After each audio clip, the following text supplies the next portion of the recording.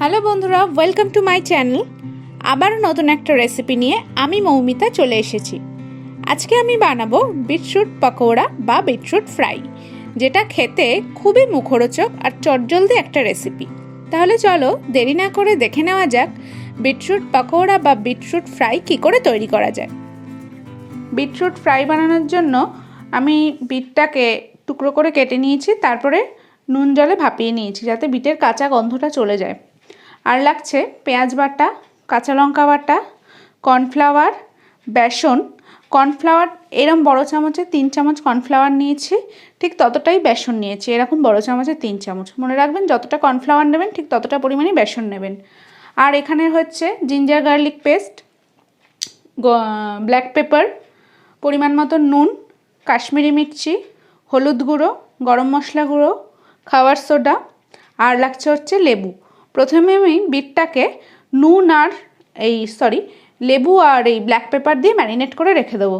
ম্যারিনেটটা আপনারা 30 থেকে 40 মিনিট রেখে দেবেন, তাতে ভালো ফ্রাইটা ভালো হবে আর কি। তারপরে আপনারা এটাকে ফ্রাই করবেন।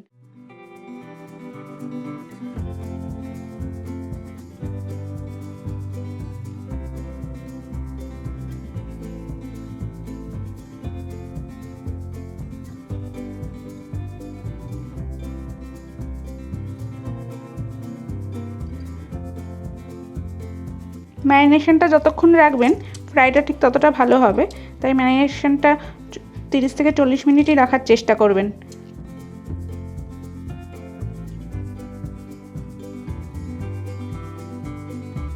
এটা হচ্ছে গোলমরিচের গুঁড়ো,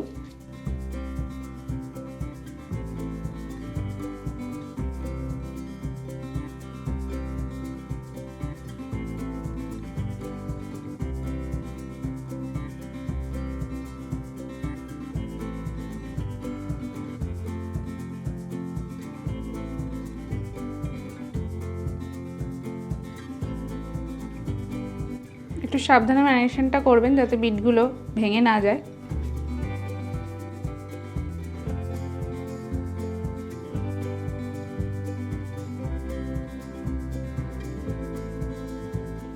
ঢাকা দিয়ে রাখলাম আমি, 30 থেকে 40 মিনিট পর খুলবো।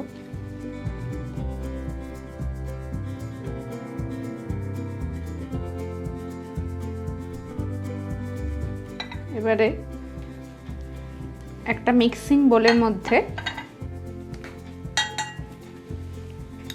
কর্নফ্লাওয়ার,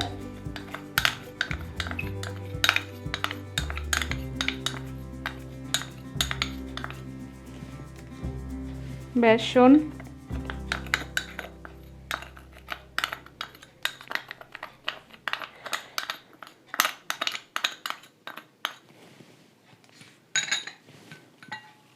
পেঁয়াজ বাটা,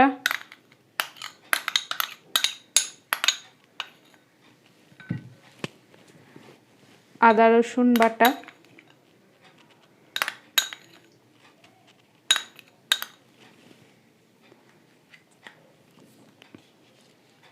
নুন,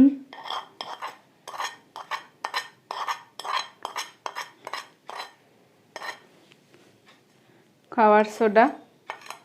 খাবার সোডা না থাকলে আপনারা চালের গুঁড়ো ইউজ করতে পারেন। খাবার সোডাতেও ক্রিস্পি হয়, চালের গুঁড়োতেও ক্রিস্পি হয়। হয় খাবার সোডা নয় চালের গুঁড়ো। গরম মশলা গুঁড়ো, হলুদের গুঁড়ো, কাশ্মীরি মির্চি, আর সামান্য পরিমাণ চিনি।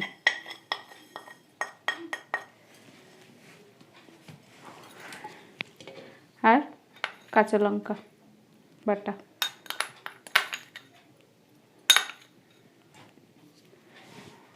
এবার এর মধ্যে জল দিয়ে ব্যাটারটা লক্ষ্য করতে হবে যাতে বেশি পাতলাও না হয় বেশি মোটাও না হয়, মিডিয়ামের মধ্যে রাখবেন। খুব বেশি পাতলা হলে কোটিং করতে অসুবিধা হবে, আবার মোটা হলেও বেশি এইগুলোই বেশি লাগবে, বেসন কর্নফ্লাওয়ার, বিটরুটটা আর বুঝতে পারবেন না। তাই যাতে ব্যাটারটা মিডিয়ামের মধ্যে থাকে সেটাই দেখবেন।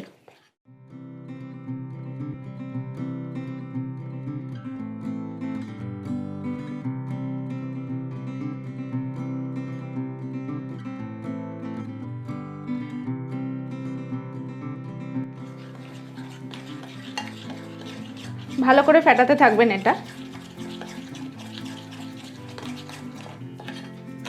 এই যেরকম ক্রিমি ক্রিমি ব্যাপারটা আসবে।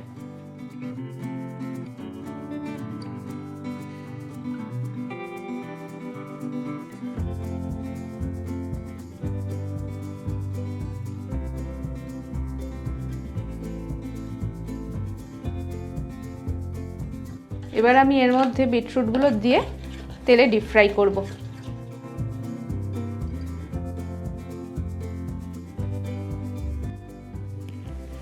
কড়াটা গরম হয়ে গেছে, এবার সাদা তেল দেবো। তেলটা একটু বেশি পরিমাণেই লাগবে যেহেতু এটা ডিপ ফ্রাই হবে।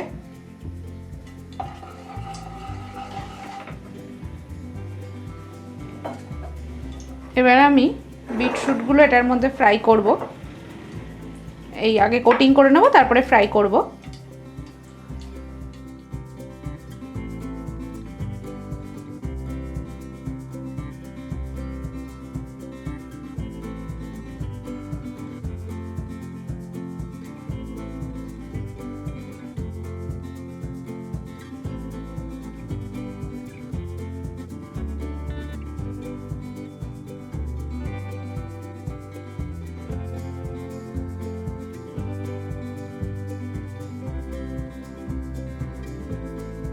এটা আপনারা দুপুরে ভাতের সঙ্গে খেতে পারেন বা বিকেলে স্ন্যাক্স হিসাবে খুব ভালো লাগবে খেতে।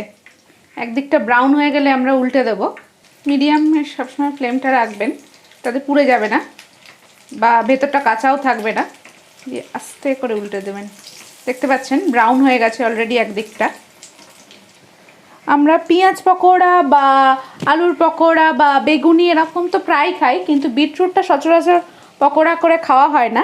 তাই আমি ভাবলাম বিটরুট দিয়ে পকোড়াটা ট্রাই করা যাক। আশা করি আপনাদেরও ট্রাই করে ভালো লাগবে।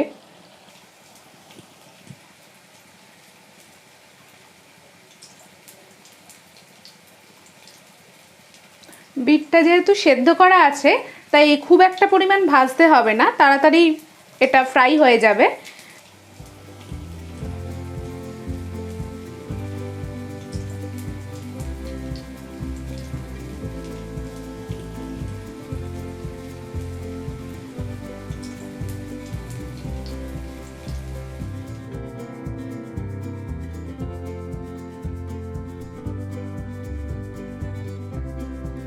আজকের রান্নাটা যদি তোমাদের ভালো লেগে থাকে তাহলে কমেন্ট বক্সে লিখে জানাতে ভুলো না, আর লাইক আর শেয়ার করো।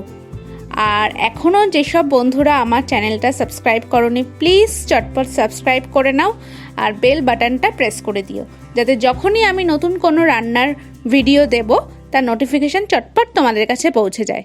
আজকের মতন আসি, টাটা।